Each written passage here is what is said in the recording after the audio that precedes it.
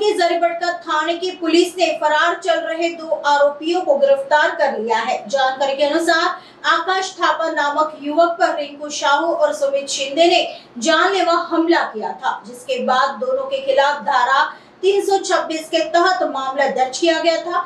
आरोपी अदालत से अग्रिम जमानत के लिए भी गए थे, लेकिन कोर्ट ने उनकी याचिका खारिज कर दी थी। इसके बावजूद आरोपी फरार थे। पुलिस को मिली गुप्त सूचना के आधार पर कल दोनों को गिरफ्तार कर लिया गया। जांच में सामने आया है कि सुमित शिंदे पहले भी तड़ीपार रह चुका है और उस पर अवैध दारू बिक्री के केस दर्ज है, जबकि रिंकू साहू पर भी पहले से बॉडी ऑफेंस से जुड़े मामले दर्ज है। फिलहाल दोनों आरोपियों को कोर्ट में पेश कर आगे की कार्रवाई की जा रही है।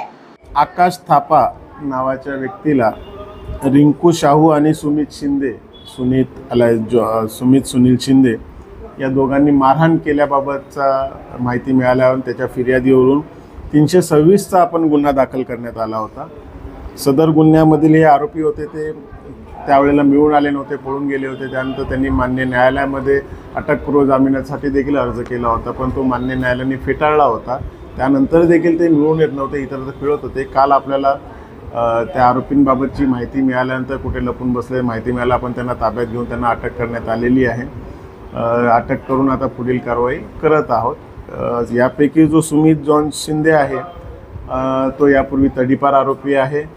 त्याच्यावरती दारू विक्रीचे गुन्हे यापूर्वीचे आहेत। आता हा नवीन आपण बॉडी ऑफेन्स त्याच्यावर दाखल झालेला आहे। रिंकू साहूवरती देखील यापूर्वी बॉडी ऑफेन्सचे गुन्हे दाखल आहेत। दोघांना अटक करून पुढील कारवाई आता करत आहोत। बॉडी ऑफेन्सचेच गुन्हे आहेत, म्हणजे शरीराविरुद्धचे मारामारीचेच गुन्हे आहेत आणि सुमित शिंदेवरती दारू विक्रीचे गुन्हे आहेत। पुढील तपासामध्ये आता त्यांनी जे वापरलेले हत्यार वगैरे ज्या गोष्टी असतील त्या सगळ्या जप्त करून मान्य न्यायालयामध्ये दोषारोप सादर करणार।